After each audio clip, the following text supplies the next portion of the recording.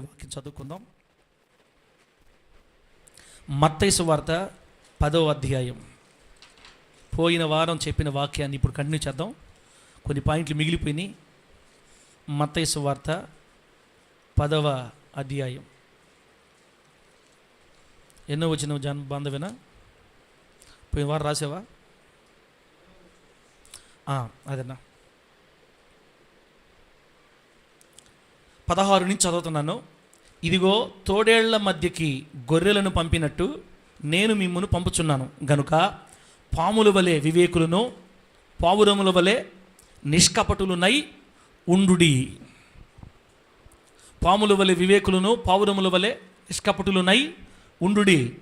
చదివిన వాక్యాన్ని పరిశుద్ధాత్మ దేవుడు మనందరికీ అర్థమగునట్లుగా బోధించి వాక్యపు లోతులలో పరిశుద్ధతలో ప్రభు మనలందరినీ ప్రతిష్ఠించి పరిశుద్ధ స్వాస్థ్యములో దేవుడు మనలందరినీ భద్రపరిచి మరణము వరకు లోకానికి వెలుగై ఉండినట్లుగా ప్రభు మనలందరినీ స్థిరపరచును గాక.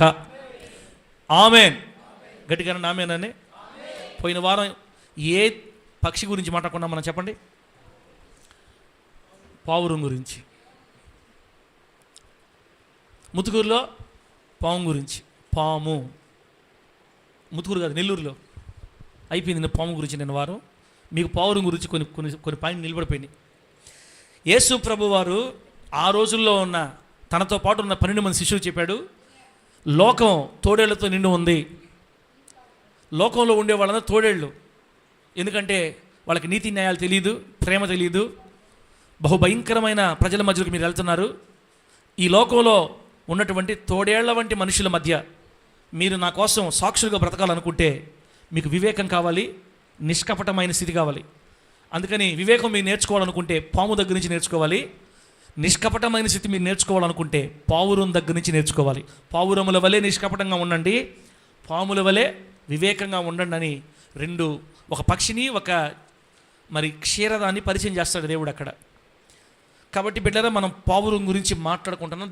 దేవుని చిత్తమైతే ఒకసారి మరలా ఎప్పుడో టైం వచ్చినప్పుడు పాము గురించి కూడా మాట్లాడుకుందాం. పావురం గురించి పోయిన వారం ఏం చెప్పాను మీకు?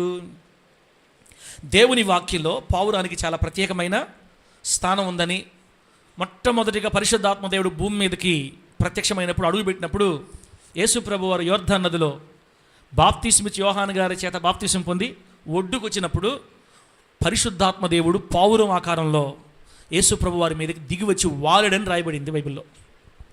పరిశుద్ధాత్మ దేవునికి సాదృశ్యంగా పావురం వాడబడింది. పావురాన్ని వాడుకున్నాడు దేవుడు. పావురము రూపములో వచ్చాడు పరిశుద్ధాత్ముడు భూమి మీదకి మొట్టమొదటిసారిగా అంటే కళ్ళకు కనబడేటట్టుగా. అంతకుముందు ఎన్నో వేల లక్షల సార్లు వచ్చాడు. దావీదులో ఉంది దేవునాత్మే, సంసోనులో ఉన్నది దేవునాత్మే. పాత నిబంధనలు ఎన్నో చోట్ల దేవునాత్మ కనబడతాడు, కానీ కళ్ళకు కనబడకుండా కనులకు కనబడేటట్టుగా మొట్టమొదటిసారి దిగి వచ్చింది పావురు ఆకారంలో. అంత శ్రేష్టత పావురానికి దేవుడు ఇచ్చాడు. ఎందుకంటే ఈ పావురం అనేది ఒక పక్షి మాత్రమే కాదు, కానీ అది క్రైస్తవుని జీవితానికి ఒక నిదర్శనం. పావురాన్ని చూస్తే క్రైస్తవుడు గుర్తు రావాలి మనకి. హల్లెలూయా. పావురాన్ని చూస్తే ఎవరు గుర్తు రావాలి? క్రైస్తవుడు గుర్తు రావాలి. ఎందుకంటే క్రైస్తవుని జీవితానికి పావురం జీవితానికి చాలా దగ్గర పోలికలు ఉంటాయన్నమాట. అంత మాత్రమే కాదు, ఈ పావురం పవిత్రతకి నిదర్శనం, పవిత్రతకి ప్రతీక. పావురం ఉన్నంత పవిత్రంగా అక్క దాన్ని పట్టుకోండి. పావురం ఉన్నంత పవిత్రంగా ఇంకే పక్షిలో మనం చూడలేమన్నమాట. కాబట్టి పవిత్రతకు కూడా పావురాన్ని దేవుడు ఒక నిదర్శనంగా చూపిస్తాడు బైబిల్లో బిడ్డలారా. కాబట్టి పావురంలో నుంచి కొన్ని లక్షణాలు పోయిన వారం మనం 1-2 పాయింట్ చూసామనుకుంటా. మిగతా పాయింట్ మనం ఇప్పుడు చూద్దాం. పోయిన వారం చెప్పిన విషయాల్ని నేను ఇప్పుడు మీకు గుర్తు చేస్తాను. పావురంలో ఉన్న మొదటి గుణం ఏం చెప్పాను పోయిన వారం? రాసుకున్నారా? పావురంలో ఉన్న మొదటి గుణం నిష్కపటమైన హృదయం. చెప్పండి, ఏ హృదయం పావురం ఉంది? నిష్కపటమైన హృదయం అంటే ఇన్నోసెన్స్ అండ్ ప్యూర్ హార్ట్. అది అమాయకత్వం అన్నమాట, ఎవరికి కీడు చేయడం. ఈ నిష్కపటమైన హృదయాన్ని మనం ఎలా చెప్పాలంటే, పావురానికి కుళ్ళు, కుట్ర, కుతంత్రం, కపటం ఏవి తెలియదు. దేవుని బిడ్డలుగా జీవిస్తున్న మనకి భూమి మీద కుళ్ళు, కుట్ర, కుతంత్రం ఉంటాయి, గుండెల్లో మనిషిలో ఉంటాయి. కానీ దాన్ని తీసేయాలి పావురంలాగా బ్రతకడానికి. వాటిని దేవుని సహాయంతో జయించాలి. దేవుని ఆత్మ సహాయంతో తొలగించుకోవాలి. మన కళ్ళ ముందు ఎవరు ఎదిగినా మనకు కుళ్ళు కుట్ర రాకూడదు. ఇది పోయిన వారం చెప్పిన మాటలే. నీ కనుల ముందు పరాయి వాళ్ళు, నీ పొరుగు వాళ్ళు ఎదుగుతుంటే హృదయపూర్వకంగా సంతోషించాలా. సంతోషించడం చేత కాకపోతే నోరు మూసుకొని సైలెంట్గా ఉండిపోవాలి. అంతేగాని మన పొరపాటున మనకు అది శాంతిరాజన అవసరం. మనకి ఎందుకు శాంతిరాజన?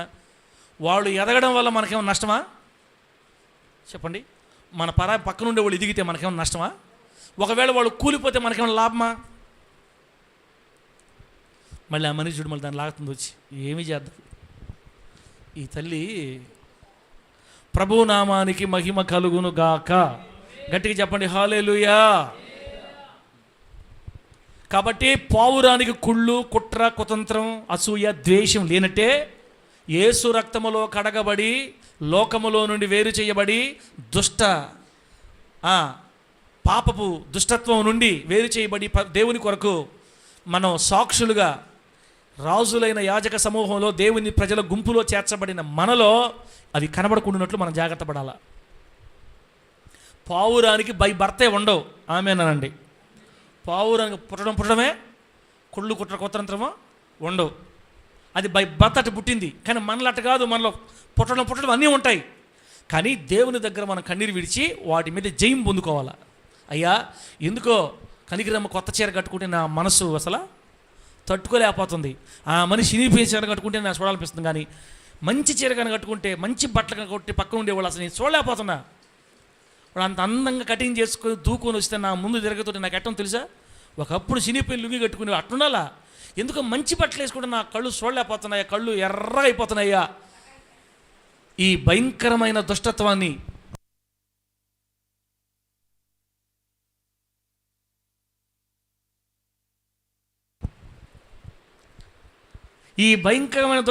చూడలేకపోతున్నానయ్యా. అయ్యా ఈ దరిద్రపు అలవాటు తీసేయ్యా అని అడిగితే ప్రభు కృపచేత ఆత్మ సహాయం ద్వారా ఇక తర్వాత రోజుల్లో ముందు నువ్వు వెళ్తా ఉంటే ఎవరు నీ ముందు ఎదిగినా, ఎవరు నీ ముందు ఆశీర్వదించబడుతున్నా మన కుళ్ళు కుట్ర లేకుండా ప్రభు సహాయం చేస్తాడు. దేవుని నామానికి మహిమ కలుగును గాక.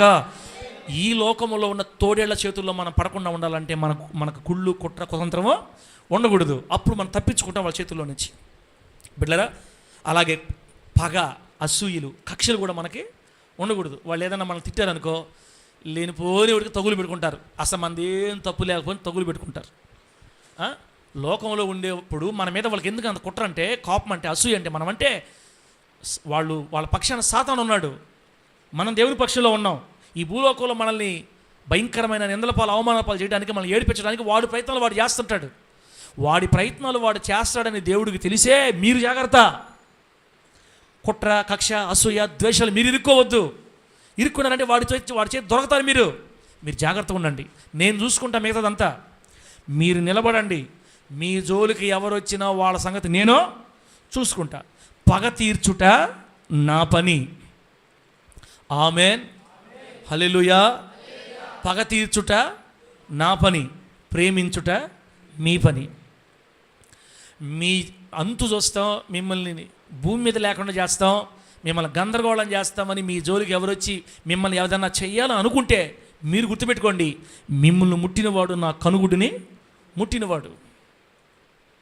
నా దేవదూతల్ని కాపలా పెట్టి మిమ్మల్ని కాపాడుకుంటున్నాను నేను. ఎందుకు దిగుపడతారు మీరు? మిమ్మల్ని ఎవరు ఏమనుకున్నా మీరు టెన్షన్ పడద్దు, మీరు పట్టించుకోవద్దు.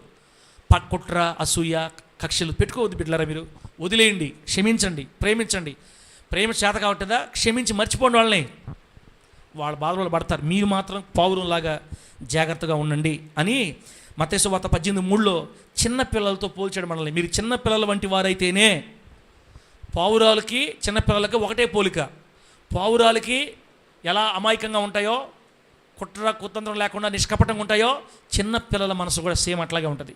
అందుకనే చిన్నపిల్లలు పోలి మనం బ్రతకాలని ప్రభు చెప్పాడు. ఇది మనం పోయిన వారే విన్నాం. మనసులో ఉందో ఎగిరిపోయిందో నాకు తెలియదు. ఒకళ్ళు ఎగిరిపోతే మళ్ళీ స్టోర్ చేసుకోండి. పావురంలాగా బ్రతకాల యేసు నామములో. గట్టిగా చెప్పండి హల్లెలూయా. బిడ్డలారా, దేవుడు మన ఇంట్రెస్ట్ కూడా చూస్తాడు తల్లి. క్రైస్తవుల్లో కొంతమంది బాగా దీవించబడతారు. కొంతమంది ఒక రకంగా దీవించబడతారు, కొంతమందికి దీవెనే ఉండదు. ఎన్ని సంవత్సరాలు అయినా కూడా వాళ్ళ స్థితి మారదన్నమాట. తేడా ఎందుకో తెలుసా? మనందరం దేవుని బిడ్డలమే, చచ్చిపోతే అందరూ పరలోకం పోతారు.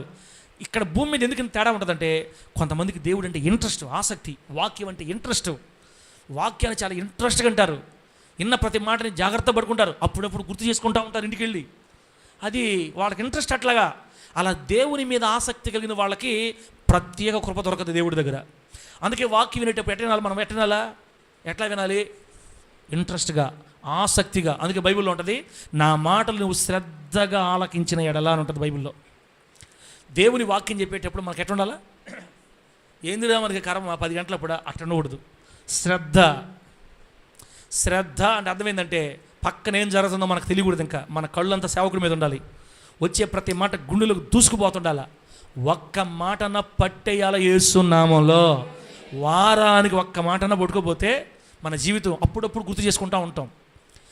పావురం అంటే పలాంది ఇట్లా ఉండాలి, పావురం ఇట్లా ఉండాలి, పావురం ఇలా ఉండాలి. ఇట్లా బిడ్డారా, దేవుని వాక్యం గుండెలో పెట్టుకోండి. ప్రత్యేకంగా ప్రభు దగ్గర కృప పొందుకొని మీరు దీవించబడతారు. పావురం మొట్టమొదటిది నిష్కపటమైన జీవి. రెండో పాయింట్ చెప్తున్నా, ఇది పోయిన వారం చెప్పలేదు, ఈ వారం చెప్తున్నా చూడండి. పావురంలో ఉన్న రెండో లక్షణం ఏంటంటే, నమ్మకత్వము మరియు సమర్పణ కలిగిన పక్షి. పావురం నమ్మకత్వము మరియు సమర్పణ కలిగిన పక్షి. పావురం అంటే ఎట్లా పాస్టర్ గారు? ఫెయిత్ఫుల్నెస్ అండ్ లాయల్టీ అంటారు ఇంగ్లీష్లో. నమ్మకత్వాన్ని ఫెయిత్ఫుల్నెస్ అని, సమర్పణ లాయల్టీ అంటారు. బిడ్డలు ఏ విషయంలో ఇలా ప్రభు చెప్పాడంటే పావురం గురించి, పావురాలు తమ జీవితాంతం ఒకే భాగస్వామితో కలిసి జీవిస్తాయి. అవి ఎప్పుడు తమ జతని మోసం చెయ్యవు. ఒకవేళ ఒకటి చనిపోతే మరొకటి ఒంటరిగానే ఉండిపోతుంది తప్ప వేరే దానితో జత కట్టదు. అంత నమ్మకత్వం వాటి సొంతం. ఇది ఒక ఆశ్చర్యం మనకి. పావురం నమ్మకమైన పక్షి. దేవుడు వాటి పుట్టుకలోనే పెట్టాడు ఆ నమ్మకత్వాన్ని. మనకు పెట్టాడా? మీరు చెప్పండిలే. మనం తెలిసి మాట్లాడుకుందాం, బంధమేనా? మనం హృదయం తెరిచి మాట్లాడుకుందాం. పావురాలు పుట్టడమే, పావురాలే కాదు, గువ్వలు కూడా అంతే. గువ్వలు కూడా గోరింకలు ఉంటాయి కదా, గోరింకలు. ఒకసారి నేను ఒక దగ్గర చూసా, గోరింకలు పట్టడానికి ఒక అతను జిగురుతో ఇట్లా ఉంటుంది. అది ఏముంటుంది? ముక్కిడా? హలో, గోరింకలు తెలుసా? గోరింకలు ఎట్లుంటాయి అన్నట్టు చూస్తున్నారు మీరు. యేసు నామములో మీ మొఖాల్లో యేసు రక్తం పొయ్యా. హల్లెలూయా చెప్పండి, గట్టిగా చెప్పండి హల్లెలూయా. 2 చీపురు పుల్లని ఇలాగ దారంతో కట్టి, ఆ దారం మధ్యలో కింద కుమ్మరి పురుగు కట్టి, ఈ 2 చీపురు పుల్లకి జిగురు పోస్తారు. దాన్ని ముక్కిడి అంటారు, మీకు తెలుసులే. అది తీసుకొచ్చి ఒక అతను గోరింకల కింద వేస్తుంటే నేను రోడ్లో పోతే ఆగే చూద్దాం ఎట్లుంటుందని. ఎట్లా పడతాయి అవి? తాడు చెట్టు మీద ఒకే అనుకుంటున్నాయి. ఈయన జిగురు పూసి పెట్టాడు కింద రోడ్లో. ఆ కుమ్మరి పురుగు ఎట్లా తిరుగుతూ ఉంటుంది. పైనుంచి చూసింది ఆ మనిషి. 2 ఉన్నాయి. నా కళ్ళతో చూసిన సంగతి చెప్తున్నా మీకు. 2 ఉన్నాయి. అది కొమ్మరి పురుగు చూసినట్టుంది. పైనుంచి గోరింక అలా దిగొచ్చి వాలింది. అతను దూరంగా వెళ్ళాడు, చూస్తా ఉన్నాడు. అతను తిరిగి అది అలా అలా ఇలా ఇలా తిరిగి మొత్తానికి కొమ్మరి పురుగుని నోటితో పట్టుకుని ఎగిరింది, కొట్టి ఎగిరింది అనమాట. ఎగిరినప్పుడు దాని రెక్కలకి ఆ జిగురు అంటుకుపోయి అలా పైకి ఎగిరి మనకి దమాను కింద పడిపోయింది. ఆ పడిపోగానే ఇతను పరిగెత్తుకుంటా వెళ్ళాడు. నేను చూస్తా ఉన్నా. కండవ ఒకటి తీసి అది ఎగిరి అక్కడ ఎగరతా ఉంటే కండవతో కొట్టాడు. దాన్ని కండవతో కొట్టి పట్టుకున్నాడు చేత్తో. నేను బాగా చూశాను బిడ్డలారా. అది ఎదుగు నా దగ్గరికి వచ్చింది అనమాట. అతను పట్టుకొని ఆ జిగురుని ఇట్లా లాగాడు ఆ రెక్కల్లో నుంచి. అతను ఫస్ట్ ఏం చేశాడు తెలుసా? రెక్కలు ఇంచేసాడు ఫస్ట్. పట్టని పడే సౌండ్ నాకు. రెక్కలు కాళ్ళు ఇంచేసి ఓ పక్కన పడేశాడు దాన్ని. సంచిలో ఉన్న దాంట్లో పెట్టుకున్నాడు. ఈ సంగతి చెట్టు మీద ఉన్న జత పక్షి చూసిందన్న. నాకు తెలియదు సంగతి. నేను కళ్ళ ముందు చూసా. జత పక్షి చూసి గట్టిగా కేకలేస్తా ఎగిరి వెళ్ళింది. ఎక్కడికి వెళ్ళింది తెలుసా? పైకి వెళ్ళిపోయింది. అతను నా దగ్గరే ఉన్నాడు. ముందు మమ్మల్ని చూసిందా, ఒక రౌండ్ వేసిందా, కేక అంటే నేను ఇంకా బయలుదేరదాం అనుకుంటున్నా. అలా పైకి వెళ్ళిపోయి ఎక్కడైతే దాన్ని బుట్టలో వేసాడో దానికి దగ్గరగా పైనుంచి ఫాస్ట్గా వచ్చి నేల కొట్టుకుందన్నా. పైనుంచి ఫాస్ట్గా వచ్చి ధనాన్ని కొట్టుకుంది, నేలకి కొట్టుకొని పడిపోయింది అంతే. అతను నవ్వుకుంటూ పోయి దాన్ని కూడా తీసి బుట్టలు వేసుకున్నాడు. నాకు అనిపించింది, జీవితంలో పక్షులు పట్టకూడదు నాయన. చూసారా, నా తోడు లేని జీవితం నాకు అవసరం లేదు. ఒక చిన్న పక్షికి ఉన్న జ్ఞానం చూడు, అది ఏం సమర్పణ అది. మరి పట్టుకుంది, భర్తను పట్టుకున్నాడో భార్యను పట్టుకున్నాడో మనకు తెలీదు. అవతల పక్షి ఎగిరిపోకుండా నా భార్య లేని జీవితం నాకు వద్దు, నా భర్త లేని జీవితం నాకు వద్దు అని నా కళ్ళ ముందే పైనుంచి ఫాస్ట్గా వచ్చి నేలకు దప్పను కొట్టుకుంది అంతే. కొట్టుకుని పడిపోయింది. అతను పరిగెత్తుకుంటూ పోయి దాన్ని కూడా బుట్టలు వేసుకున్నాడు. 15 నిమిషాలు ఏడ్చాను నేను. పక్షుల్లో ఇంత ప్రేమ ఉంటుందా? పక్షుల్లో ఇంత ప్రేమ. గోరింక సంగతి నేను చెప్పేది, గోరింక కంటే పావురంలో ఇంకా ప్రేమ ఉంటుంది. అవి ఒకే జీవిత భాగస్వామితో జీవితాన్ని కొనసాగిస్తాయి. నువ్వు నల్లగా ఉండవు, నువ్వు తెల్లగా ఉండవు, నువ్వు ఈ మధ్య నాకు నచ్చట్లేదు, ఏంది టైపోయావు నువ్వు, ఇట్లాంటి మాటలు అన్నే పావురం ఒక్కసారి జత కడితే చనిపోయేదాకా ఆ పక్షితోనే జీవిస్తుంది. ఒకవేళ పావురంగా అవతల పక్క పురుషుడు కానీ స్త్రీగా చనిపోయింది అనుకో పావురం కానీ, ఇక మిగతా పక్షి గోరింగలా కొట్టుకోదు. గోరింగ్ ఎందుకు కొట్టుకుందంటే తన కళ్ళ ముందే దాన్ని పట్టుకొని కొడుతుంటే చూడలేకపోయింది అనమాట. అంటే పక్షులు కూడా ఎమోషన్స్ ఉన్నాయి మనలాగా. నాకు అప్పుడు అర్థం కాలే చిన్న వయసులో. ఆ ఎమోషన్ తట్టుకోలేక అది లేని జీవితం నాకు వద్దు, ఆయన లేని జీవితం నాకు వద్దు అనుకుంది. వింటుంటే చూడండి ఎంత బాధాకరంగా ఉందా.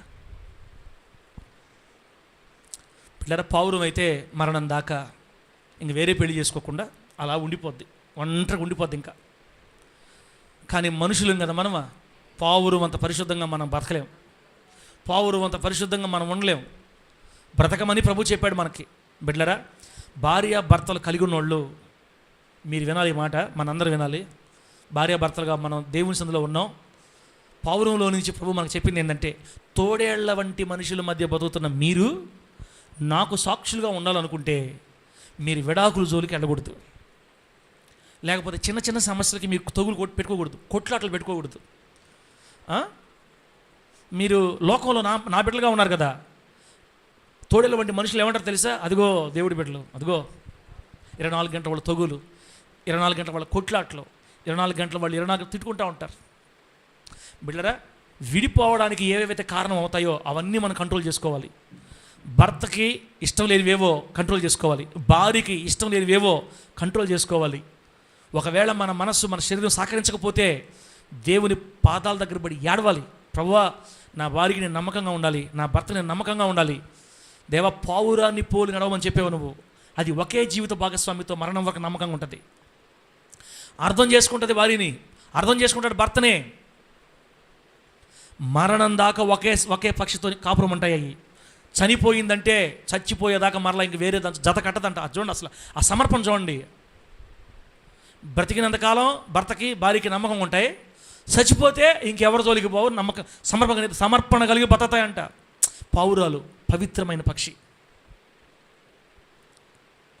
బిడ్డలారా, మీరు మీ భర్తకి ఎలా ఉన్నారు, మీరు మీ భార్యలకి ఎలా ఉన్నారు, ఒకసారి ఆలోచించుకోతలే, ఆలోచించుకోండి. దేవుని దయని బట్టి మన సంఘాల్లో బిడ్డలు క్షేమంగా ఉన్నారు. దేవుడు ఎటువంటి కీడిని మన సంఘాలు అనుమతించలేదు. ముందు వెళ్తున్న మనం, తోడేళ్ల వంటి మనుషుల మధ్య కాపురం మనం దేవుని నామానికి అవమానం కలుక్కున్నట్లుగా అడ్జస్ట్ చేసుకొని, సరిదిద్దుకొని, చక్కదిద్దుకొని, ఒకరినొకరు అర్థం చేసుకొని మరణం వరకు ఒకే పక్షితో, ఒకే జీవిత భాగస్వామితో సాగిపోయేటట్లు దేవుని కాపుదలలో మన ప్రవర్తనని సరిదిద్దుకొందుముగాక. గట్టి చెప్పండి హల్లెలూయా. భర్త చనిపోయినా, భార్య చనిపోయినా వేరే వివాహం చేసుకోమని మనకి దేవుడు బైబిల్ రాయించి పెట్టాడు. పావురంలాగా మీరు అట్టే ఉండిపోండి మనకు చెప్పలేదు. కానీ భర్త చనిపోతే, భార్య చనిపోతే మరలా లోకంలో రకరకాలుగా సాక్ష్యం చెడిపోకుండానట్లుగా చేసుకోమన్నాడు. అది నెక్స్ట్ ఆప్షను. భార్యలు భర్తలు కలిగి ఉన్నవారు పావురాన్ని పోలి జతను మోసం చేయకుండా ఉండేటట్టు మనం బ్రతకాలి. బిడ్డరా, మన మనుషులమి, పాపపు శరీరంలో బ్రతుకుతున్న వాళ్ళమి ఒకవేళ పొరపాటు పడినా, జారినా, అడుగులు తడబడినా కృంగిపోకుండా ఇప్పటికైనా ప్రభు సహాయంతో లేచి, ఉదయ్యా ఇప్పటికే నా వల్ల చాలా చెడ్డ పేరు వచ్చింది, ఇప్పటికే నా వల్ల నీకు అయ్యా ఈ సమాజంలో నన్ను పిలుచుకున్నందుకు నేను మంచి పేరు తేలేకపోతున్నాను. అయ్యా, నా కుటుంబం ద్వారా నీకు ఎటువంటి అవమానం రాకూడదు. నేను నా భర్త సమాధానంగా ఉండాలి, నేను నా భార్య నా పిల్లలు సమాధానంగా ఉండాలి. మా కుటుంబం ద్వారా నీకు మహిమ రావాలి, నా ఇంటి ద్వారా నీకు గౌరవం రావాలి. వద్దురయ్యా, నా చేయి పట్టుకుని లేవనెత్తయ్యా, పౌరం వల్ల నేను కూడా పవిత్రంగా బ్రతికే కృప నాకు ఇవ్వాలి, నాకు ఉండాలి. అయ్యా, జతను మోసం చేయని పౌరం వలె నేను నా భార్యని నా భర్త నేను మోసం చేయకూడదు. నేను నమ్మకమైన భార్యగా ఉండాలి, నమ్మకమైన భర్తగా ఉండాలి. నా పిల్లలకి ఆత్మ సంబంధమైన అయ్యా క్షేమం కలిగించే తల్లిదండ్రులుగా మేము ఉండాలి. ఈ సమాజంలో నీకు మహిమ తేవాలి అని సమర్పణ, పవిత్రత కలిగిన పావురం వలె ఈ లోకంలో మనం యేసయ్య కొరకు బ్రతుకుదుము గాక. గట్టిగా చెప్పండి హల్లెలూయా. అడుగులు జారినా లేట్ చేయకుండా కన్నీళ్ళు విడిచి ప్రభు పాదాలు పట్టుకుని లేసేయాలి పైకి. పడిన చోట ఉండిపోకుండా బిడ్డ మనం దేవుని కొరకు పావురాల వలె బ్రతకడానికి తీర్మానించుకుంటే నమ్మకమైన ప్రేమగల తండ్రి, మన గుట్టు బయట చెప్పని తండ్రి, మన బలహీనతలు అర్థం చేసుకునే తండ్రి. బిడ్లరా ఈ భూలోకంలో మన గుట్టుని పక్క మనిషికి చెప్పకుండా సచ్చేదాకా దాచిపెట్టే ఒకే ఒక్క దేవుడు మనం ఆరాధిస్తున్న నజరేయుడైన యేసు. ఆయన మన గుట్టుని బయట చెప్పడు. భార్య అయినా చెప్పేస్తుందేమో, భర్త అయినా చెప్పేస్తాడేమో, తల్లిదండ్రులు చెప్పేస్తారేమో. ఈ భూలోకంలో నాకు తెలిసి బిడ్డరా, ఒకవేళ దాచాలి అనుకుంటే బిడ్డల గుట్టుని భూలోకంలో నమ్మకంగా దాచగలిగింది తల్లి ఒకటే. ఈ రోజుల్లో తల్లులు కూడా చెప్పేస్తున్నారు బయట, మా ఓడిట్ట మా అమ్మ ఇట్ట చెప్పేసుకుంటున్నారు. కానీ నిజంగా దాచగలిగింది తల్లి ఒకటే. ఈ భూలోక కడుపులో దాచుకొని బిడ్డల పొరపాట్లని, బిడ్డల నేరాలని బయట పెట్టుకోకుండా కడుపులో దాచుకోగలిగిన ప్రేమ తల్లి ప్రేమ. కానీ తల్లి ప్రేమ కంటే కోటి రెట్లు ప్రేమ కలిగిన పరలోకపు తండ్రి మనకున్నాడు. ఆయన నీ గుట్టును బయట పెట్టడు, ఎందుకు చేసేవని నిన్ను అడగడు. జరిగిపోయింది. ఒకవేళ పొరపాట్లుంటే కన్నీరు విడిచి నన్ను లేపయ్యా, నేను లేవలేకపోతున్నాను, అయ్యా నాకు వద్దయ్యా, నా కుటుంబం ద్వారా నీకు మహిమ రావాలి, నా కుటుంబం ద్వారా నీకు ఘనత రావాలి, తోడేళ్ల వంటి మనుషులను ఈ లోకంలో నేను నీకు మహిమకరంగా బ్రతకాలి, నా వల్ల నీకు అవమానం రాకూడదు బాబు, డాడీ నన్ను లేవనెత్తని ఒంటరిగా ప్రభు పాదం మీద ఏడిస్తే ఎంత ఘోరమైన బంధకాల్లో ఊబులు ఇరుక్కుపోయినా కూడా ప్రభు నీ చేయి పట్టుకొని ఖచ్చితంగా ఒకరోజు పైకి లేపతాడు. యేసు నామములో పావురము వంటి పవిత్రులుగా ప్రభు మనల్ని మార్చునుగాక. జతను మోసము చేయనటువంటి పావురాలుగా ప్రభు మనల్ని మార్చునుగాక. సమర్పణ అంటే భర్త చనిపోయిన తర్వాత ఇంక వేరే పెళ్లి చేసుకోకుండా అట్లా ఉండిపోవడం అనమాట. బిడ్డరా, ఇప్పుడు ఒక మాట చూస్తారండి, ఆత్మీయ పాఠంకి వెళ్తే మనల్ని దేవుడు వధువుతో పోల్చాడు. సంఘాన్ని భూలోకంలో వధువుతో పోల్చాడు. వధువు అంటే పెళ్లి కూతురు. యేసు ప్రభుని బైబిల్లో వరుడు అంటారు. వరుడు పెళ్లి కుమారుడు. బతుకున్నాం, ఊపిరి పీలుస్తున్నాం అనుకునే అల్లు చెప్పండి గట్టిగా. ఇంకా పైకి పోకుండా బతికే ఉండే అల్లు అనండి. తెలుగు అర్థం అల్లు చెప్పండి గట్టిగా. చెప్పండి అల్లు అని గట్టిగా. నా ప్రభు మిమ్మల్ని దీవించును గాక. రెండు చేతులు పైకి ఎత్తి నేను మనదాకా ఆపకుండా స్తోత్రాలు చెప్పాలి. ఇప్పుడు పైకి ఎత్తి నాకు కోపం వస్తుంది. చేతులు పైకి స్తోత్రాలు చెప్పు. స్తోత్రం చెప్పు. రెండు చేతులు ఎత్తు. ఒకటి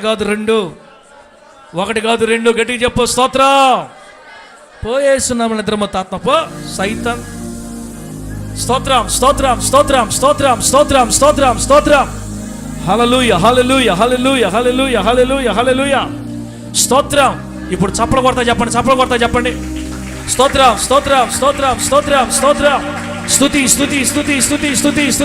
స్తుతి. హల్లెలూయా. ఆమేన్. స్తోత్రం. హల్లెలూయా.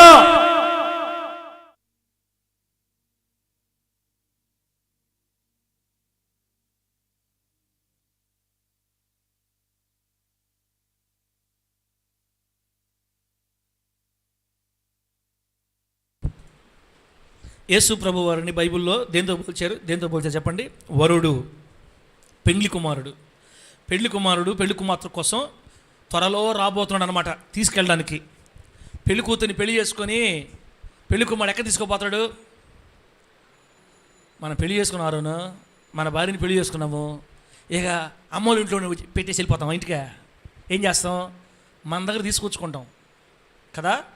వరుడు పెళ్లి కూతురు కోసం వస్తాడు, త్వరలో వివాహం చేసుకునే మధ్యాకాశంలో తన ఇంటికి తీసుకుపోతాడు అనమాట. పరలోకం తీసుకెళ్తాడు మనల్ని. కాబట్టి ఆయన వచ్చే వరకు ఒక్క పురుషునికే మనం ప్రదానం చేయబడ్డాం. మనల్ని ప్రదానం చేసుకుంది ఎవరు? మన యేసయ్య. ప్రదానం చేసుకోవడం అంటే లోకంలో నుంచి లాగి రక్తంతో కడిగి పవిత్రపరిచి పరిశుద్ధపరిచి పరిశుద్ధుల గుంపులో చేర్చాడు మనల్ని. మనం ఆయన సొత్తు, మనల్ని ఆయన ప్రదానం చేసుకున్నాడు. ఆయన వచ్చే వరకు మనం ఈ భూలోకంలో ఇంకొక పురుషుడు వైపు చూడకుండా బతకాలా. ఇంకొక పురుషుడు అంటే ఎవరు? పరాయి పురుషుడు అంటే సైతాన్ కా బేటా, పాపం, దుష్టత్వం, శరీరం, ఇలా ప్రభువుకి ఇష్టం లేనివన్నీ కూడా పరాయి పురుషులతో సమానం. బిడ్డలారా, మనం ఒక్క పురుషునికే ప్రదానం చేయబడ్డాం కాబట్టి పెళ్లి కుమార్తె ప్రధానమైన తర్వాత పెళ్ళి అయ్యే వరకు తన కాబోయే భర్తను గుర్తు చేసుకుంటా, తన జీవితాన్ని ఊహించుకుంటే ఎంత సంతోషంగా బతకద్దో, మన యేసయ్య వచ్చి మనల్ని వివాహం చేసుకొని తీసుకెళ్లేదాకా ఆయన జ్ఞాపకాలతోనే ఆయన గుర్తులతోనే మనం బ్రతకాలి. ఆమేన్, హల్లెలూయా. ఈ భూమి మీద మనం బ్రతికినంత కాలం ఎవరి జ్ఞాపకాలతో బతకాలి? మనల్ని వివాహం చేసుకోబోతున్నా మన యేసయ్య వివాహం చేసుకోబోతున్నట్టే మళ్ళీ మీరు తాలుబొట్టు అటు అనుకోబాకండి. అలా పోల్చారనమాట. ఏం సార్ మనల్ని సార్ పెళ్లి చేసుకునేది యేసయ్య అనుకోబాకండి. మళ్ళీ ఇంకో రకంగా ఆత్మ సంబంధమైన పోలిక అనమాట. ఆయన పెళ్లి కుమారుడు మనల్ని ప్రదానం చేసుకున్నాడు, త్వరలో వచ్చి పెళ్లి చేసుకుంటాడు.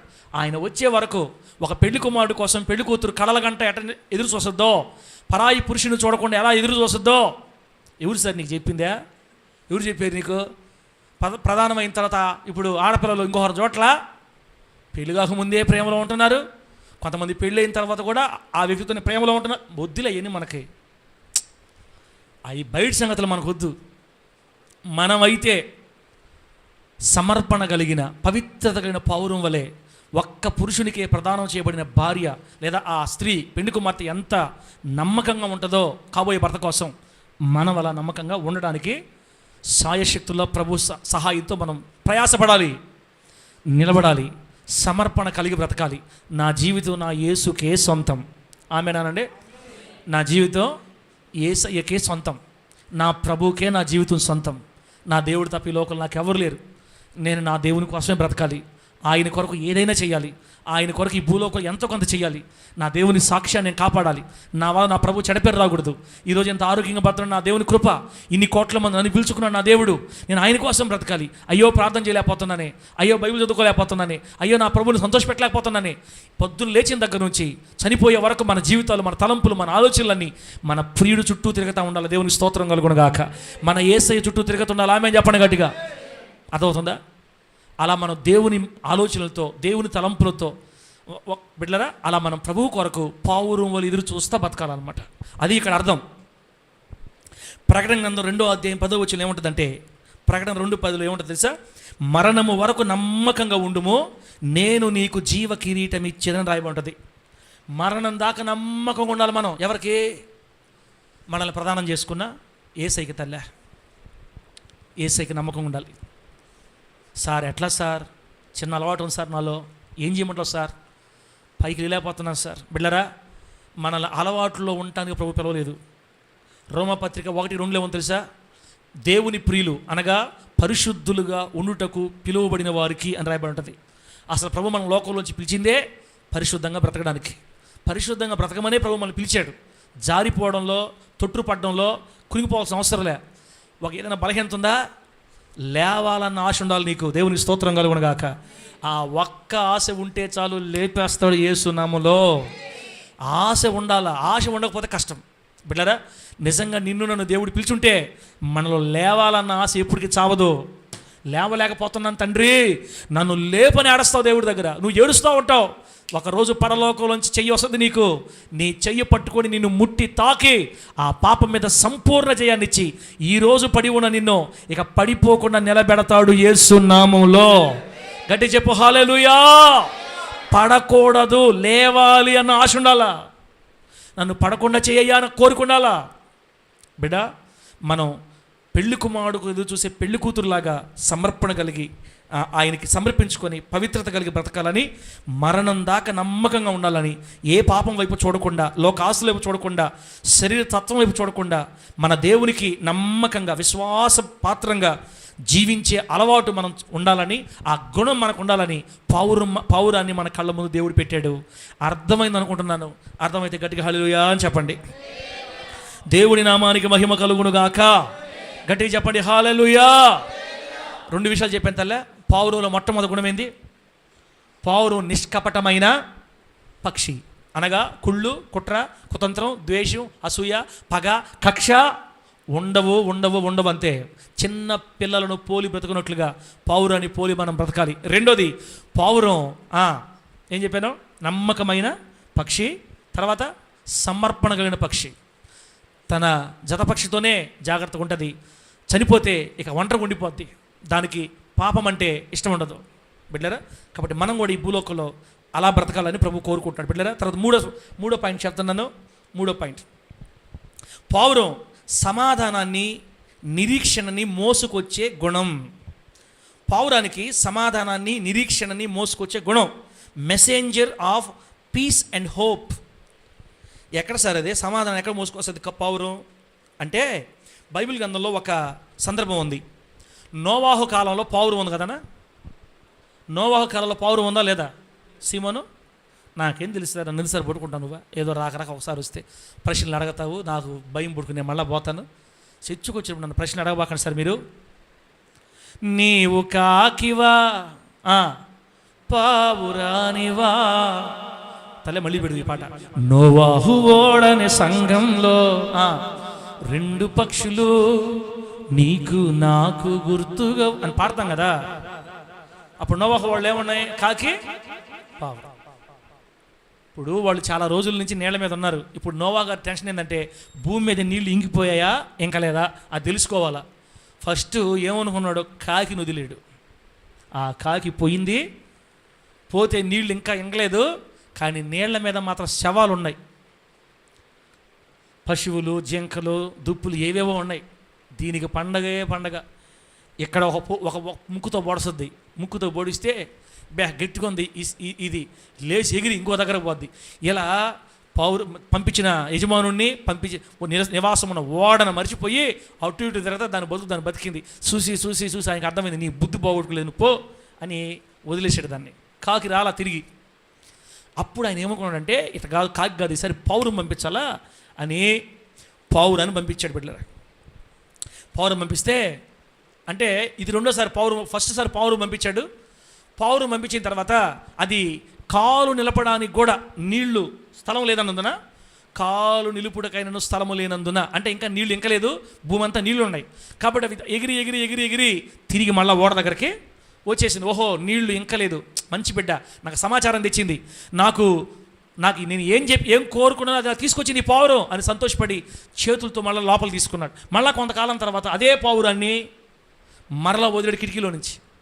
ఈసారి తిరిగి మొత్తం మీద నోటితో ఒక ఆకు తీసుకొచ్చింది. నోటితో ఒక ఆకుని సమాచారం తీసుకొచ్చింది. ఏం తీసుకొచ్చింది? సమాధానాన్ని తీసుకొచ్చింది, నిరీక్షణ తీసుకొచ్చింది.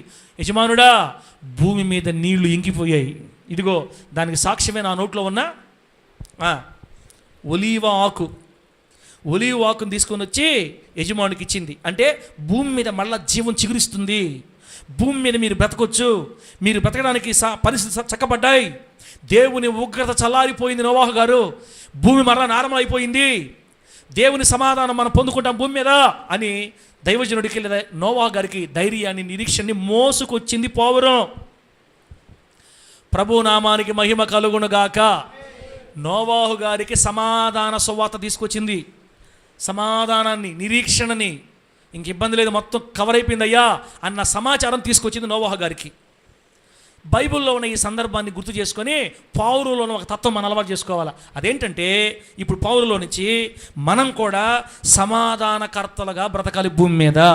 తోడేళ్ల వంటి మనుషుల మధ్యలో మనం ఎలా బ్రతకాలి? సమాధానకర్తలుగా. అనంత తల్ల ఏ కర్తలు సార్ ఇంకా ఆపవా, నీకు నిలువు టైం కాల, అయిపోయిందిలేమ్మా, నేను స్టార్ట్ చేసి 34 నిమిషాలు అయింది, ఆపేస్తా.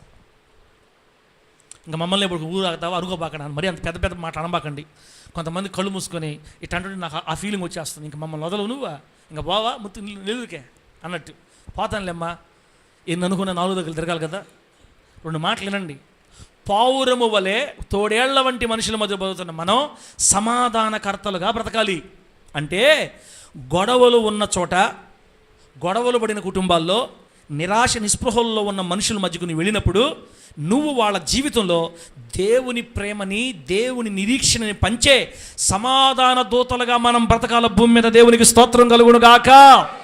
చప్పట్లు కొట్టండి ఒకసారి, మీకు అర్థం కాలేదు. చప్పట్లు కొట్టండి, కొట్టండి, కొట్టండి, కొట్టండి. హల్లెలూయా. ఏం చెప్పానో, మనం ఎలా ఉండాలి? సమాధాన దూతలవి, సమాధాన కర్తలంగా ఉండాలి. బిడ్డలారా, నోవాహు గారు కుంగిపోయి ఉన్నాడు. ఈ నీళ్ళు ఎప్పుడు ఇంకతాయో, ఈ చూసిన పశువు ముఖమే, చూసిన సింపాంజీ ముఖమే, ఈ సింపాంజీని చూసి చూసి నేను కూడా నల్లగా అయిపోయాను. ఈ సింపాంజీలు కాకుండా భూమి మీద గాలి ఎప్పుడు చూస్తానో, చెట్లు ఎప్పుడు చూస్తాను, ఆయన బాధలు ఆయనవి. అప్పటికే వాళ్ళు సంవత్సరం పైగా ఆ ఓడలో ఉన్నారు. ఉదయాన్ని లేచిన కాడి నుంచి ఆ సింపాంజీల ముఖం, ఎలుకల ముఖం చూసుకోవడం తప్ప మనుషుల ముఖాలు లేవు. చూసిన ముఖాలే. సంవత్సరం రోజులు షిప్పులోనే ఉండిపోవడం ఎంత కష్టం తెలుసా? బయట గాలి లేదు, అసలు ఏం జరుగుతుందో తెలియదు. ఆయన కూడా నిరాశ చేసింది, ఆయన కూడా బాధ చేసింది. ఏంది అంతకాలం మాకు ఈ బాధలు, ఎప్పుడు గాలి పీల్చుకుంటాం? ఆయన బాధ ఉంటే సమాధాన దూత తీసుకొని వచ్చింది ఒలివ ఆకుని. అయ్యా, మీకు టైం దగ్గర పడింది, మీరు ఇంక భూమికి వెళ్ళబోతున్నారు. మొత్తం సెట్, నిరీక్షణ సమాచారం మోసుకొచ్చింది పావురం. మనం కూడా, మీరు కూడా ఎవరన్నా భార్యాభర్తలు గొడవలు పెట్టుకుంటుంటే వాళ్ళ మధ్యలోకి పోయి అగ్గిపుల్ల అని గీయాలా? చెప్పండి. దేవుడి బిడ్డలుగా ఉన్న మీరు అగ్గిపుడలో గీసేది మానుకోవాలా? నువ్వు ఎట్టేగాని ఉండేవంటే మీ ఆయన ఆ మనిషిని తగులుకోపోతావు అనకూడదు. చెప్పకూడని మాటలు చెప్పకూడదు. లోకస్తుల్లాగా మనం దేవుని బిడ్డలమి, నిరీక్షణ సమాచారం మోసుకురావాలి. మనం వాళ్ళతో మాట్లాడితే వాళ్ళ దిగులు అలా కరిగిపోవాలా యేసు నామములో. వాళ్ళ వేదన కరిగిపోవాలి, వాళ్ళకి సమాధానం కలగాలి మన మాటల ద్వారా. మన మాటలు వాళ్ళకి నిరీక్షణనివ్వాలి, మన మాటలు వాళ్ళని తెప్పరిల్ల చేయాలా? ఆమేన్, హల్లెలూయా. మన మాటలు వాళ్ళని ఏం చేయాలి? తెప్పరిల్ల చేయటం అంటే దాహం అయిపోయి ఇంక నడవలేక, కూడలేక, దాహంలో నీళ్ళు లేక ఒక పక్కన పడిపోయి పైకి గోడు వేయటానికి ఇబ్బంది అయిపోయి పడిపోయి ఉంటే వాడికి బిర్యానీ పెట్టి కూలింగ్ వాటర్ దాపి దంసపు దాపిస్తే వాడు లేస్తాడు. చూడు ఎట్లా వేస్తాడన్నా? అట్లా వేస్తాడా? బిర్యానీ కానీ తింటే హల్లెలూయా లేచి నిలబడ్డా, తెప్పరిల్లిపోయిన వాడు బలంగా లేచి నిలబడ్డట్టుగా నీ మాట, నా మాట పావురము వలె ఉండాలి. వాళ్ళకి దేవుని స్తోత్రం కలుగును గాక. గట్టి చెప్పండి హల్లెలూయా. కొంతమందికి భాగ్యం ఉండదు, ఈ వరం ఉండదు. ఏడిపించే వాళ్ళు ఇంకా ఏడిపిస్తారు. మూలిగే నక్కల మీద ఏమేస్తారన్నా? మూలిగే నక్కల మీద ఏమేస్తారు? తాటికాయలు వేస్తారు. నువ్వు ఎందుకు అయిపోయిందాక? అవును, నువ్వు కూడా చిన్నదాని కాదు లెక్క. పొదుపు తీసుకోవద్దని అప్పుడే చెప్పాను నీకు. నువ్వు తీసుకున్నావు, సరే తీసుకుందాను గమ్ముగుండా. మళ్ళా మంగళవారం పొడి దగ్గర తీసుకుంటువి. వాళ్ళు అడగరా? నీ కొవ్వేలు ఇక్కడ చేసిందంటివి, ఆ ముందే మూలవుతుంది. ఏంది నా బతుకట్టు అయిపోయింది, నా పరిస్థితి అయిపోయింది, మూలవుతుంది. ఆ మూలిగే మనిషి మీద ఇంకా తాటికాయలు వేసి ఇంకా మూలిగ చేస్తుంది. ఎవరితోనైనా మాట్లాడచ్చు, కానీ అలా ఎక్కతో మాట్లాడితే ఉండే ఆశలు కూడా పోతాయి. ఆయన చచ్చిపోనిపిస్తుంది ఆ మనిషి మాట్లాడితే అని అనిపించకూడదు మనకి. మనం అట్లా ఉండకూడదాక సమాధాన దూతలుగా ఉండాలి.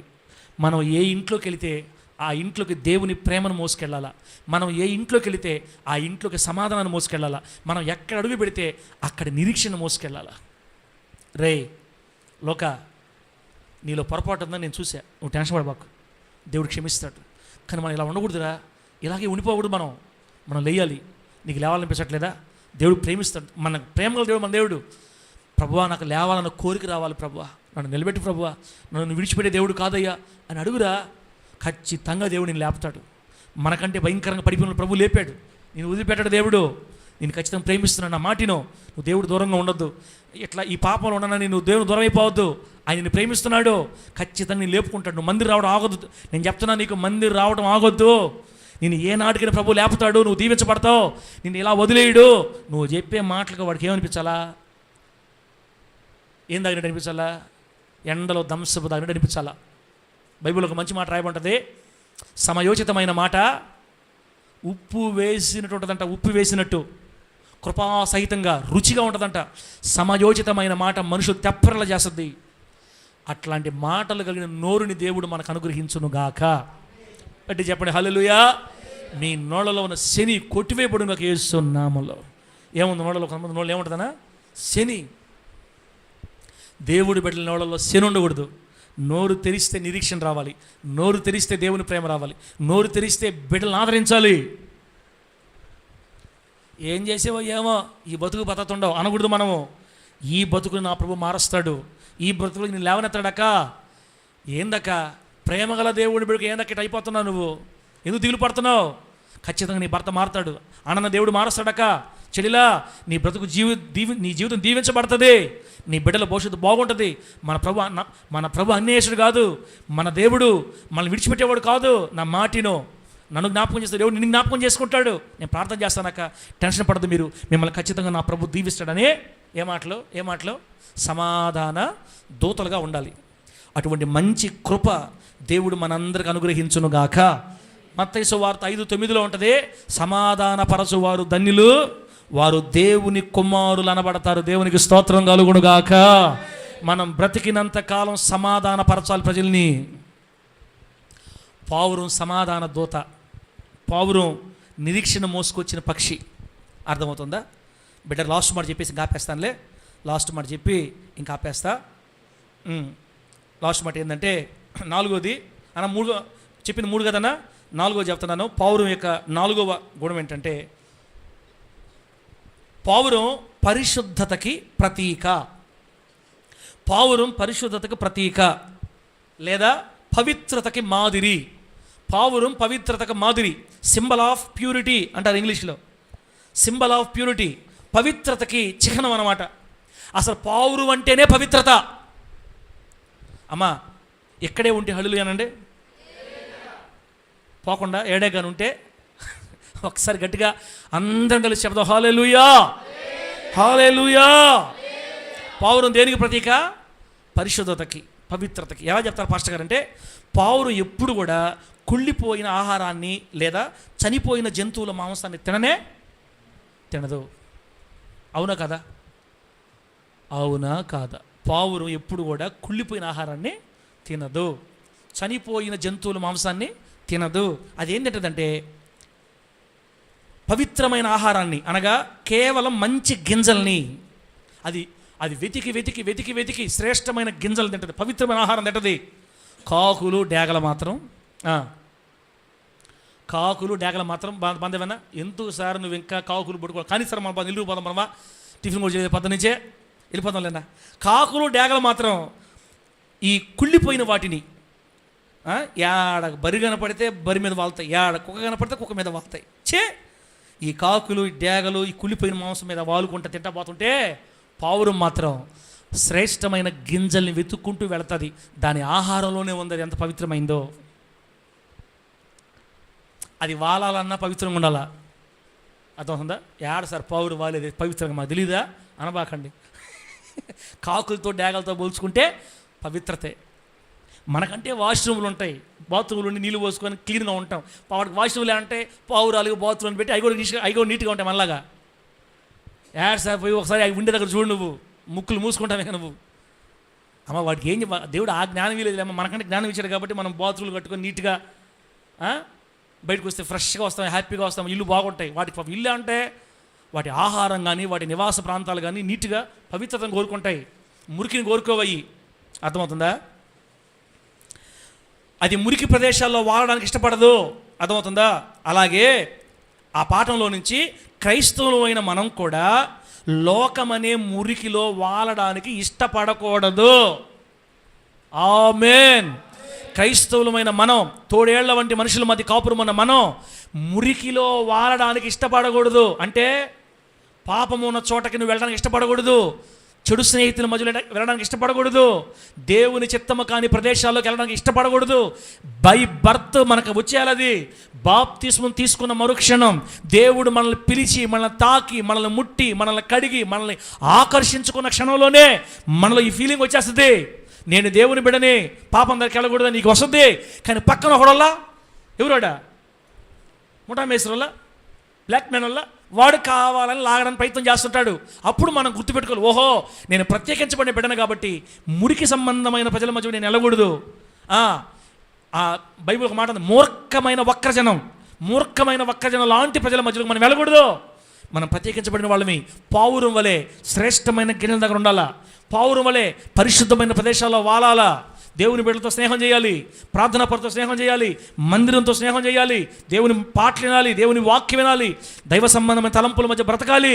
ఈ భూమి మీద పవిత్రత కొరకే మన ఆలోచనలు ఉండాలి. అర్థమవుతుందా? చెడు మాటలు, పాపపు ఆలోచనలు అనే కుళ్ళిపోయిన ఆహారాన్ని మనస్సులోకి రానివ్వకూడదు. దేవుని వాక్యం అనే పవిత్రమైన ఆహారాన్ని ఎప్పుడు తింటూ పరిశుద్ధంగా బ్రతకడానికి పావురాన్ని మనం గట్టిగా పట్టుకోవాలి. దేవునికి స్తోత్రం కలుగును గాక. గట్టిగా చెప్పండి హల్లెలూయా. పావురము పవిత్రతనే కోరుకున్నట్లుగా దేవుని పిల్లలమైన మనం పవిత్రతనే కోరాలి. అందుకే చెప్తున్నాను, పడిపోయినా కూడా లేవాలన్న ఆశ ఉండాలి మనకి. పడినా లేవాలన్న ఆశ ఉండాలి. పడకూడదు అని అంటే ఉత్తమ మాటలే. అందరు కాదు కానీ కొందరు ఖచ్చితంగా జారుతారు. జారిన వాళ్ళకి చెప్తున్నాను, పడిపోయినా కృంగిపోవడం కాదు కానీ లేవాలి ప్రభు అని ఉండాలా. నీతిమంతులు 7 మారులు పడినా మరలా తిరిగే, చెప్పండి, నీతిమంతులు 7 మారులు పడినా తిరిగే అంటే 7 మారులు పడిపోయిన కాదు నేను చెప్పేది. పడిపోండి, పడండి మీరా అని కాదు నేను చెప్పేది. మళ్ళీ నాకు లేనిపోని బాధలు వస్తున్నాయి. ఇప్పుడు అసలు నేను చెప్పే మాటలు ఇంకో రకంగా అర్థం చేసుకుంటున్నారు కొంతమంది విశ్వాసాలు. అయితే మనసారి ఏంది పడిపోయినట్లనిక నేను అటు చెప్పలేదు నాయన. దేవుని ప్రేమని మీకు ఎక్కువ చెబుతామనే ఉద్దేశంలో నా మాటలు అటు అర్థమవుతున్నాయి కొంతమందికి. జారిపోయిన వాళ్ళ సంగతి చెప్తున్నా, పడిన వాళ్ళ సంగతి చెప్తున్నా. పడితే అలా ఉండిపోకూడదు. లేవాలన్న ఆశ ప్రభు పిలుచుకున్న మన ప్రతి గుండెలు వెలగతా ఉంటుంది. లేవాలన్న ఆశను ఆర్పడానికి వాడు ప్రయత్నం చేస్తూ ఉంటాడు. వాడి మాట వినకుండా ప్రభువా నన్ను లేపు, ప్రభువా నన్ను నిలబెట్టని ఏడుస్తూ ఉంటే పరలోకం నుంచి దిగి వచ్చిన ఆత్మ సంబంధమైన సహాయం నిన్ను లేపి నిలబెట్టుకుంటుంది యేసు నామములో. 100కి 100% మురికిలో వాలటానికి మనకిష్టం ఉండకూడదు. పాపిష్టి ప్రజల మధ్య ఇష్టం ఉండకూడదు. మనం దూరంగా ఉండాలి. దేవుని బిడ్డతో సహవాసం చేయాలి. మరి దేవుని చిత్తం కాని కార్యాల దగ్గరికి వెళ్ళకూడదు. ఇది మనం గుర్తుపెట్టుకోవాలి పెట్టారా. 1 పేతురు పత్రిక 1వ అధ్యాయం 16వ వచనం ఏమంటో తెలుసా? 1 పేతురు 1:16 ఏమంటో తెలుసా? నేను పరిశుద్ధుడనై ఉన్నట్లు మీరు కూడా పరిశుద్ధులై ఉండండి అని చెప్పాడు దేవుడు మనకి. బిడ్డ, మన గుండెలంతా పరిశుద్ధత కొరకే ఆలోచిస్తూ ఉండాలి. మన ఆశలన్నీ పరిశుద్ధత కొరకే ఉండాలి. ప్రభువా, ఒకప్పుడున్న లోకంలో ఉంటే నేను ఉండకూడదు, నేను సంతోషపెట్టాలి, నా జీవితం పవిత్రత నింపబడాలి. నువ్వు పరిశుద్ధుడివి, నన్ను పిలిచింది కూడా పరిశుద్ధంగా బ్రతకడానికే. ఈ తొట్టుపాట్లు, ఈ బలహీనతలు అన్నీ సరిచేసి నీలా నన్ను మార్చయ్యా, నన్ను నిలబెట్టయ్యా, నన్ను పడనివ్వద్దయ్యా, నేను పరిశుద్ధంగా బ్రతకాలయ్యని మన తలంపులు నిత్యము పరిశుద్ధత చుట్టే తిరగతుండాలి. దేవునికి స్తోత్రం కలుగునుగాక. గట్టిగా చెప్పండి హల్లెలూయా. చెప్పండి గట్టిగా హల్లెలూయా. వెళ్ళారా? 4 చెప్పా, ఇంకా చాలా ఉండే కానీ ప్రస్తుతానికి చాలు. మనం ఇక ప్రార్థన చేసుకుందాం. చెప్పండి, గుర్తు చేయండి నాకు ఒకసారి గుర్తు చేయండి. మొదటిది ఏంది? పావురంలో పావురం నిష్కపటమైన హృదయం కలిగిన పక్షి. కుళ్ళు కుట్ర కుతంత్రం ఉండకూడదు మనలో. రెండోది నమ్మకత్వం మరియు సమర్పణ కలిగిన పక్షి. ఒకే జీవిత భాగస్వామి మరి నమ్మకం ఉంటుంది, చనిపోతే ఒంటరిగా ఉండిపోద్ది. మనం కూడా క్రీస్తు అనే వరుడికి నమ్మకమైన వధువుగా ఉండాలి ఈ భూలోకంలో. మూడోది సమాధానాన్ని, నిరీక్షని మోసుకొచ్చే గుణం. మనం ఏ ఇంట్లో అడుగుపెట్టినా సమాధానం రావాలి. మనం ఎక్కడ అడుగుపెట్టినా వాళ్ళ నిరీక్షణ కలగాలి. మనం ఎవరితో మాట్లాడినా వాళ్ళకి దేవుని ప్రేమను పరిచయం చేయాలి. మనం ఎవరితో మాట్లాడినా కృంగిపోయిన వాళ్ళని లేవనెత్తాలి, బలహీనులైన వారిని బలపరచాలి, పడిపోయిన వారిని లేవనెత్తాలి, జారిపోయిన వారి చేతులు పట్టుకోవాలి. పావురం వలె పడిపోతున్న వేలాది మందిని పట్టుకొని లేవనెత్తాల యేసు నామములో. గట్టి చెప్పండి హల్లెలూయా. ఇశ్రాయేల్ పాస్టర్ నోరు అలా చేశాడు దేవుడు. ఆమేన్ చెప్పండి గట్టిగా. ఆమేనండి. ఒకప్పుడు కొళ్ళబడిచే పాస్టర్ ఇప్పుడు దేవుని ప్రేమను గుండెలో దూసుకొని పోయేటట్లుగా మార్చాడు దేవుడు. ఎవరు ఏమనుకున్నా ఆయన ప్రేమను ప్రకటిస్తా పోవటమే యేసు నామములో. అంతే. మనం ఎవరం పావురాలమే, కాకులమే.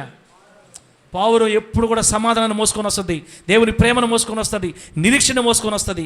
చివరిది పావురం పరిశుద్ధతకి గుర్తు, పరిశుద్ధతకి చిహ్నం, పవిత్రతకి ప్రతీక.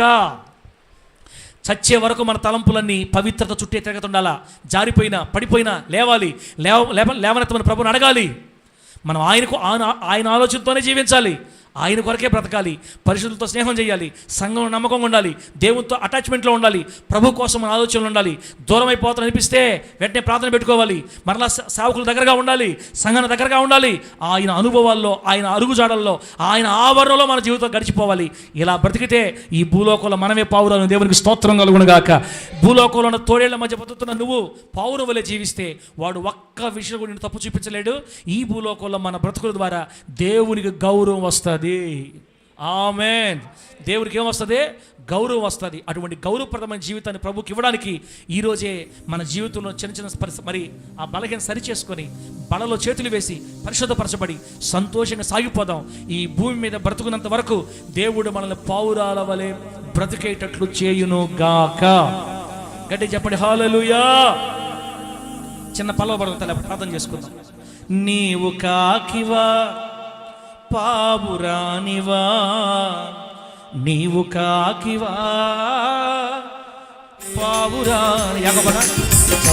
బాగా కొడుతూ యేసుక్రీస్తు మందిరంలో రెండు పక్షులు నీకు నాకు